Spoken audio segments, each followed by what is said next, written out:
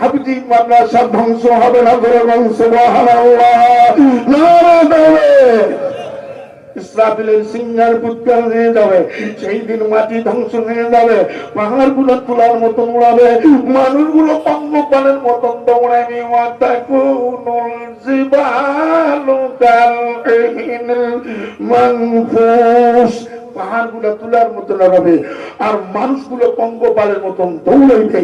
সেই দিন মাটি ইয়াউমাইযিন তুহাদ্দিসু আখবারাহা, সেই দিন মাটির জবান খুলে যাবে। কারণ যখন ইসরাফিলের সিংহার ফুৎকার হয়, ইযা যুলজিলাতিল আরদু জিলজালাহা ওয়া আখরাজাতুল আরদু আসকালাহা। সূরা আল্লাহু আকবার। সেই দিন সব মাটি গিল করে দেবে ইসরাফিলের সিংহার ফুৎকারের সাথে সাথে।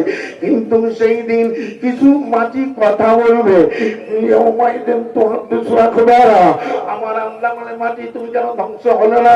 পাহাড় গুলো তুলার মতো উড়াইল, সমস্ত জন্য বিচ্ছিন্ন হলো, তুমি কেন ধ্বংস হও না? মাটির তখন জহবান খুলিয়া কিছু কথা বলবে। আল্লাহু আকবার। ইয়াউমাইযিন তুহাদ্দিসু আখবারা, খবর বলবে, কথা বলবে। হাদিসুন মানে হলো কথা, খবর মানে তার মাটির কিছু অভ্যন্তরীণ কথা বলবে। বলে মাটি কি, তুমি কি বলতে চাও?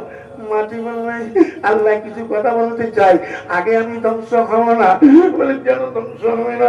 বলে আমি শীতল চৌরাস্তা, ওই যে হাফিজি মাদ্রাসার মাটি, যে মাদ্রাসায় তোমার কোরআন পড়িয়া তোমার কত বান্দা হাফেজ হইল, আর এই কোরআন পড়ার ব্যবস্থায় তারা অর্ধেক সিমেন্ট দিল, টাকা দিল, ছবি দিল, এই মানুষগুলোর জান্নাত সংবাদ না দিলে মাটি ধ্বংস হব না করে সুবহানাল্লাহ।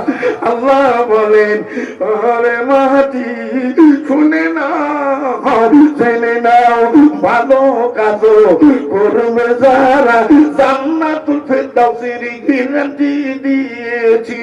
আল্লাহু আকবার। ইন্নাল্লাযীনা আমানু ওয়া আমিলুস সালিহাতি কানাত লাহুম জান্নাতুল ফিরদাউসি নুজুলা। আল্লাহু আকবার। তাদেরকে জান্নাতুল ফিরদাউস দিয়ে